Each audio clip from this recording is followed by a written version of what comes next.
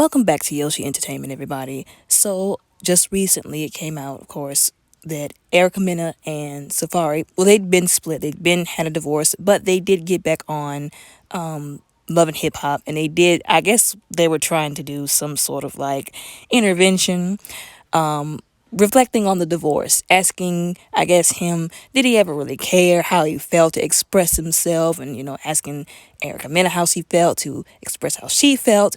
And quite frankly, it was so disturbing. You can just look at Erica Mena and tell that she has just been absolutely through it with this man. She just looks tired. She just looks like she's been just dragged through it. And she has been because, she's been more or less trying to take care of their two children. And I think she had a child for somebody else by herself without his help. Of course, they did rule to have him, I think, give her like $4,300, I think, a month for child support. But like I said, for the most part, she's been doing it by herself. She's been having to put up with him cheating. She said allegedly she almost died in the hospital having, I think, their second child, and he wasn't really there. And he just really been putting her through it. Now, that being said, like I said, it's the truth. What happened is a lot was on him.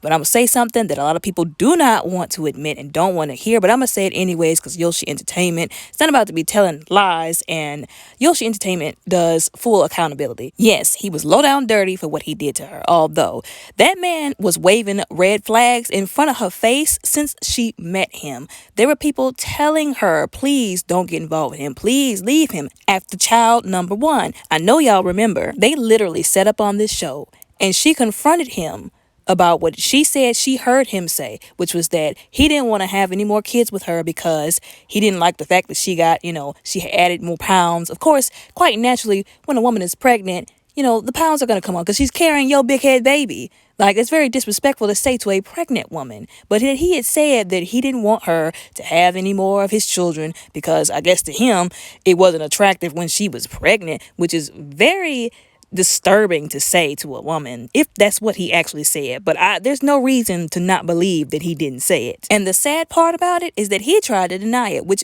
leads me to believe that he knew what he said was wrong, but he said it anyways. But anyways, he sat up there and he said that about that woman. And that is a very, very disturbing and questionable thing to say about a woman. That is your wife that is pregnant with your child. Ladies, if any man says that about you, you need to rethink your relationship with that man. It's a very strong indicator that he only got into the relationship because of surface level, lustful, perverted, physical reasons. He wants her to look good all the time. And he feels like her being pregnant isn't going to make her look good. And let's not forget all of the cheating allegations on top of, as I said before, her being in the hospital with his second child, I believe it was. Basically, her own words that she almost didn't make it and he wasn't even really there while she was struggling to have his child. Now, as I said before, he was low down dirty for what he did to her, although we have got to take some equal accountability. The saying has been put out there more than once.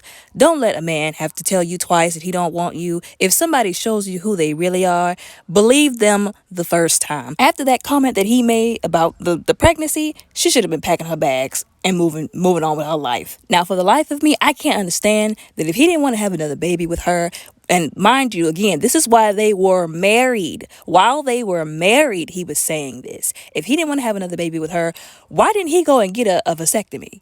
What was wrong with him going to get a vasectomy? I know he had the money to do it.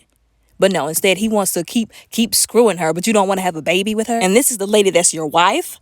That didn't make no sense at all to me. He was crazy for that. But back to the other point that I was trying to make. Why did she stay in a relationship with him? All the red flags, even after she had gotten married to him, all the red flags that he was waving like a color guard, she should have packed her stuff and she should have left. I'm not saying that it gave him the right to continue doing the stuff that he did, but at some point in time, some of these women in these relationships that they chose to stay in, who had the ability to walk away, has got to take some accountability for not walking away just because they wanted to be with the dude so badly. And I especially feel really angry about this kind of stuff because there are women that are stuck in relationships that they cannot get out of, literally, that if they had the chance, they would run for the hills. But then you got people like Erica Mena who just choose to stay in the relationship that clearly it should not be. And it's just hanging on to a guy that clearly doesn't want to be held onto and does not value relationship, love, and commitment with the woman that he's with. And please miss me with that. Oh, well, love makes you do crazy things. No, crazy makes you do crazy things. Carnality makes you do crazy things. Because any level-headed individual using wisdom would say, you know what, this person has shown me that they are not going to do me right. Okay, the first time it was, hey, you fooled me this time. That was your fault because you fooled me. The second time, that's on me because I let you do it again. The third time, both of us need to be bopped across the head because we keep doing this cycle over and over again. And somebody has to say, you know what, I'm walking away. Yes, it's going to be a long, excruciating process, but that's better than staying and just be continuously on the receiving end of this tomfoolery. You know what? And another thing, their relationship, I feel like, was very much romanticized. That whole back and forth with her being with him, and again, him telling her, "Oh, well, I don't want, another baby with you," and her still staying with him. I feel like all of that was glamorized and romanticized, and it needs to not be because this is what it leads to. Like I said, her sitting in that chair looking like she done been through hell and back because she has. That's what all that led to.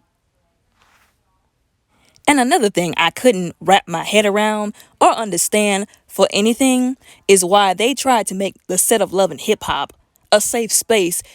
They've been fighting each other, throwing heels, throwing drinks, swatting each other with purses. Are you kidding me?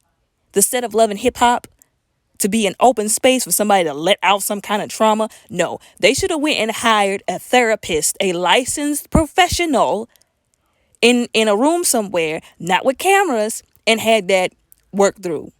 Like, it's good that they sat down and tried to do it. Like, if you got friends or family that you trust, it's good, but you need a licensed professional and Jesus to help you get through that. But anyways, like I said before, his response was disturbing. And like I said, they need to have a private session with a licensed professional to work through that. Not nothing public on the set of Love and Hip Hop. I don't know whose idea that was, but I guess it was just for publicity, I'm assuming. But anyways, I didn't mean to offend anybody by what I said in this video, but like I said, I'm just not here for it. And I said this before, I'm not here for when these celebrities, they go and get in these relationships that they know they don't need to be in with these people who have shown them all kind of red flags. Like, some of these men could be like, listen, I ain't no good, I'm a hump, pump, and dump you. And that's just going to be that. And they'll still get into a relationship with them and then boo-hoo all over the internet for us to feel sorry for them. And yes, I feel bad that he treated her bad because he did her bad. Although there's some accountability that she's got to take too. Like, her still going back to him and staying with him knowing she ain't had no business being with him. But anyways, I'm going to get off of it because I already know somebody's going to be mad in the comments. Anyways, y'all tell me what y'all think down in the comments below.